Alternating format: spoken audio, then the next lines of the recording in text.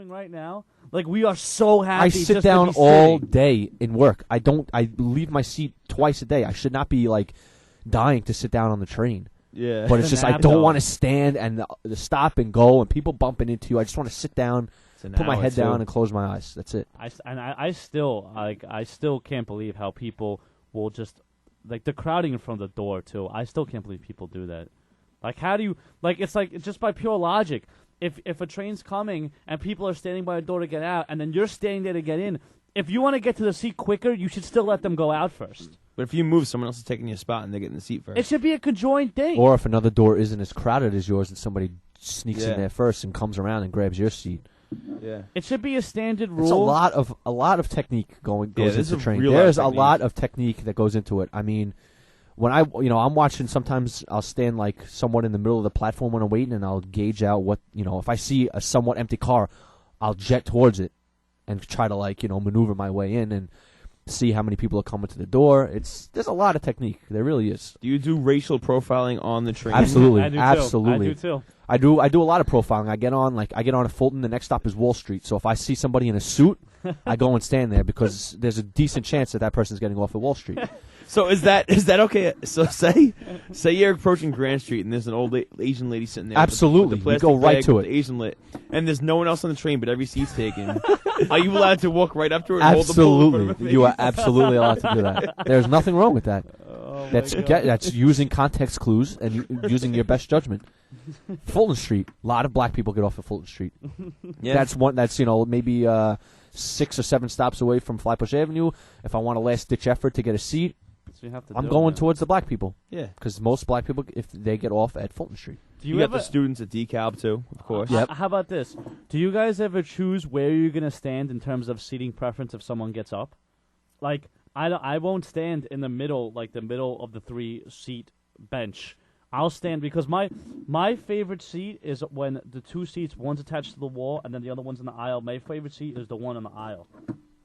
So, I'm not a big fan of that seat. I don't like that. I feel like there's too much leg crowding between the person next to you and the person in front of you. But you have to sit on it where your legs are facing the aisle. Yeah, but then you don't get it back to your seat. You don't get it back. It's rough. Yeah, but I'm not a fan of that seat at but you all. know I'm a what, big though? fan of the corner seat. Which one? The corner by the door. The corner by the right, correct. In the 3-person seat, the one with the railing on it. But The one you that know, But I don't like if someone's shoulders are on me. Because when I take my nap, I kind of rest my elbows on my legs and then I put my head in my. I do that sometimes too. But you got to be careful with that though, because if you're really tired, that could be a bad thing. Because I actually fell asleep one time and fell onto the floor because. Did you really? No. Only you could. No, I would never do that. That would never happen to me as long as I live. I promise it was you. like a late night, and then I think I was out the night before, and it was in the morning too, so this made it worse. And I'm just sitting there sleeping, and I was really in a sleep, and it was kind of like a stop. And I literally went flying onto the floor, and I was just it was great because the reaction afterwards is you kind of have to play it off like it wasn't a big deal.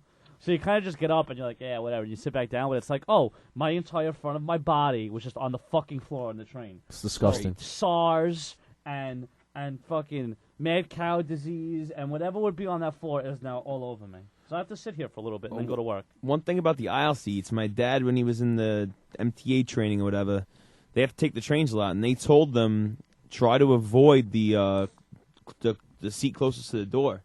They say that's where a significantly larger portion of the crime happens at that seat. Yeah, because they grab as people leave, and if there's a girl there, they'll reach in, grab their chest. Oh, Yeah, by the way, it makes sexual sense. harassment That makes and sense. stuff going on there. did I ever tell you the story when someone did that to the Gladiator, to Fury? No. She was sitting on that seat, and in her bag was the tape to send to American Gladiators before she got it. And some guy ran and took the bag and ran up the chain, and she chased him down for 3 blocks until he dropped the thing on the floor. He didn't realize that he was chasing Fury, and she fucking ran him down. And that's when I reenacted it for Philadelphia Channel 4 News. I had to play the guy stealing her purse. It's great. And and it was great. I had to run down the block and then turn around, look scared, and drop a purse on the floor. So That's your claim to fame, huh? that's my claim to fame as of now. I've fallen asleep pretty bad on the trains before. Actually, during the playoffs one year, during the playoffs this year, I'm saying, I actually thought it was a sign for me to go to a World Series game because I was on the 5 train in the morning, and I fell asleep, dead asleep, and I ended up one stop away from Yankee Stadium.